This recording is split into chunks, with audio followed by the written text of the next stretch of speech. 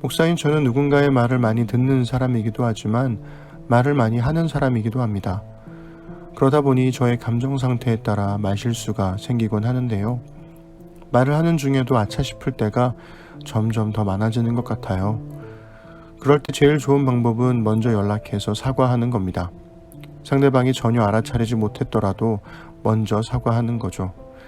말실수로 인한 마음의 불편함은 제 안에서 벌어지는 거니까요. 물론 제가 실수했다는 것을 제가 전혀 알아차리지 못할 때도 많습니다. 그럴 때 누군가 저의 실수에 대해 말해주면 고치고 사과할 기회가 생기는 거죠. 그래서 곁에 애정으로 말해주는 사람이 필요합니다. 이미 벌어진 잘못을 돌이킬 수 있는 기회가 생기는 거니까요. 사무엘상에서는 아비가일이 바로 애정으로 말해주는 사람이 아닐까 싶어요. 아비가일은 다윗의 폭주를 지혜롭게 멈추도록 도와주죠. 다윗의 군대가 오는 길목에서 아비가일은 다윗을 보자마자 급히 나귀에서 내려서 다윗 앞에 엎드려 얼굴을 땅에 대고 절을 합니다. 바로 앞장에서 다윗이 사울을 보고 땅에 엎드려 절했던 장면이 떠오르죠. 지금의 다윗은 바로 앞장의 사울이고 지금의 아비가일은 바로 앞장의 다윗인 셈입니다. 그리고 이어지는 아비가일의 말은 바로 앞장에서 다윗이 사울에게 했던 말의 주제와 일치합니다. 즉 자신의 힘으로 원수를 갚는 게 아닌 하나님께 그 판단을 맡기라는 거죠. 아비가일은 주님의 전쟁만을 하라는 다윗의 사명을 상기시킵니다. 다윗은 아마도 정신이 번쩍 났을 거예요. 하나님께 늘 묻고 움직이던 다윗이 이번엔 묻지 않고 움직였으니까요. 자기 힘으로 정적들을 제거해가는 사울과 같은 길을 갈 뻔한 다윗은 아비가일의 도움으로 사울과는 다른 길을 걷습니다. 아비가일이 아니었다면 하나님은 어쩌면 또 다른 왕을 찾아야 하셨을지도 모르죠. 오늘은 사무엘상 25장 23절에서 44절을 읽어드리겠습니다.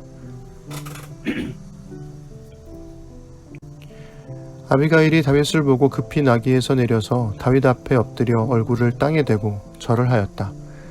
그런 다음에 아비가일이 다윗의 발 앞에 엎드려 애원하였다. 죄는 바로 나에게 있습니다. 이 종이 말씀드리는 것을 허락해 주시고 이 종의 말에 귀를 기울여 주십시오. 장군께서는 나의 몹쓸 남편 나발에게 조금도 마음을 쓰지 마시기 바랍니다. 그 사람은 정말 이름 그대로 못된 사람입니다. 이름도 나발인데다가 하는 일도 어리석습니다. 그런데다가 장군께서 보내신 젊은이들이 왔을 때에는 내가 거기에 있지 않아서 그들을 만나지도 못했습니다. 장군께서 사람을 죽이시거나 몸소 원수를 갚지 못하도록 막아주신 분은 주님이십니다. 주님도 살아계시고 장군께서도 살아계십니다. 장군님의 원수들과 장군께 해를 끼치려고 하는 자들이 모두 나발과 같이 되기를 바랍니다. 여기에 가져온 이 선물은 장군님을 따르는 젊은이들에게 나누어 주시라고 내가 가져온 겁니다. 이 종의 허물을 용서해 주시기 바랍니다. 장군께서는 언제나 주님의 전쟁만을 하셨으니 주님께서 틀림없이 장군님의 집안을 영구히 세워주시고 장군께서 사시는 동안 평생토록 아무런 재난이 일어나지 않도록 도와주실 겁니다. 그러므로 어느 누가 일어나서 장군님을 죽이려고 쫓아다니는 일이 있더라도 장군님의 생명은 장군께서 섬기시는 주 하나님이 생명 보자기에 싸서 보존하실 것이지만 장군님을 거역하는 원수들의 생명은 주님께서 돌팔매로 던지듯이 팽개쳐 버리실 겁니다.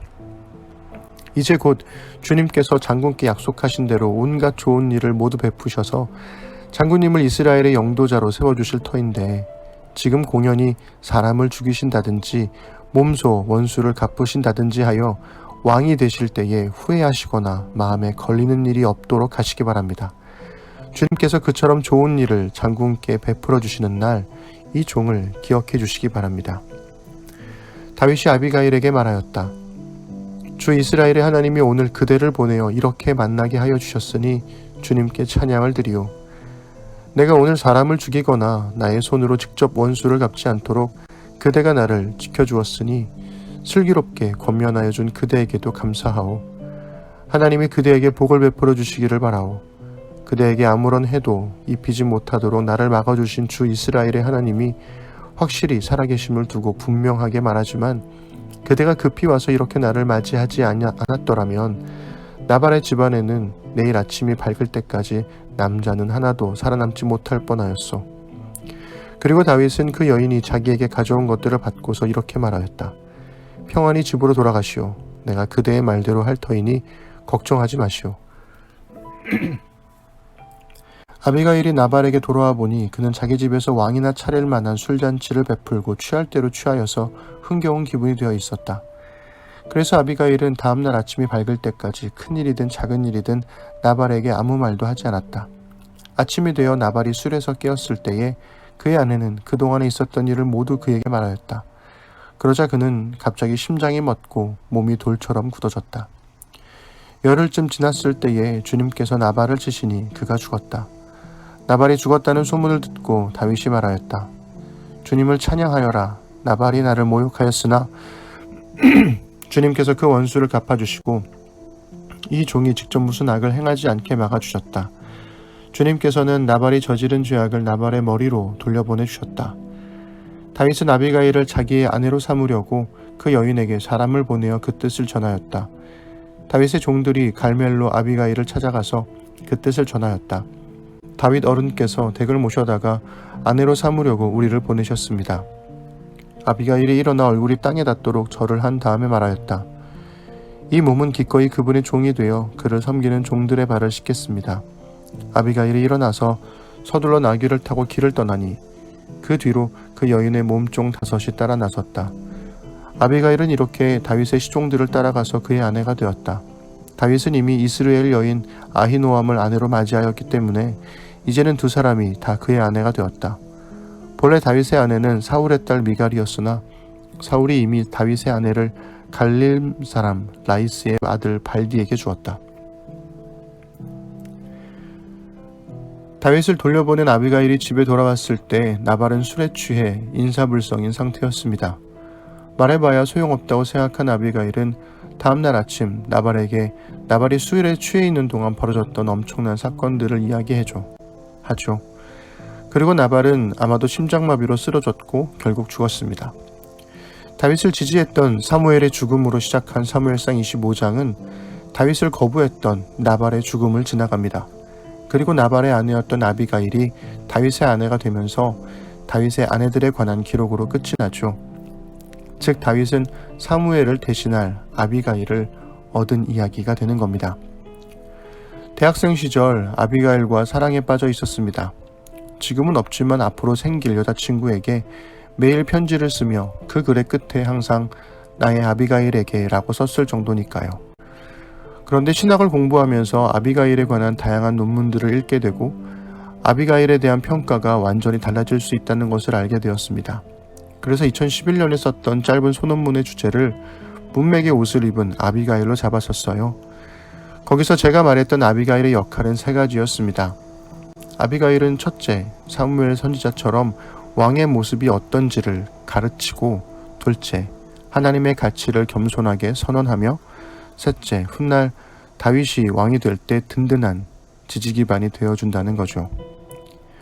아비가일은 나발을 대신하여 갈렙의 후손과 유다의 갈멜 지역을 대표하는 사람으로 거론됩니다.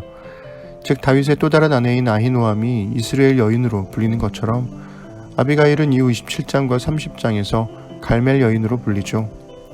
이스라엘과 갈멜이라는 두 지역은 훗날 다윗이 유다의 헤브론에서 왕이 될 때에 굉장히 중요한 지리적 거점이 됩니다.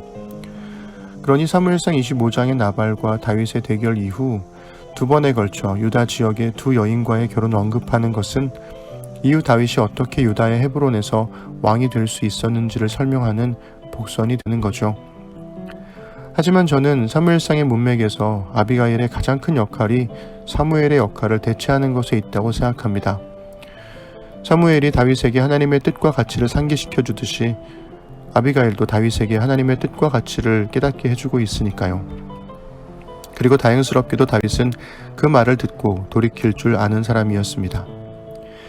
애정으로 말해주는 사람은 그 말을 듣는 사람이 돌이킬 줄 아는 사람이라고 믿기 때문에 말할 수 있습니다. 말을 듣고 돌이킬 줄 아는 사람은 그 말을 하는 사람이 애정으로 말하는 사람이라는 걸 믿기 때문에 들을 수 있는 거죠. 애정으로 말해주는 사람과 그 말을 듣고 돌이킬 줄 아는 사람, 우리가 그런 사람이 되기를 기도해 봅니다.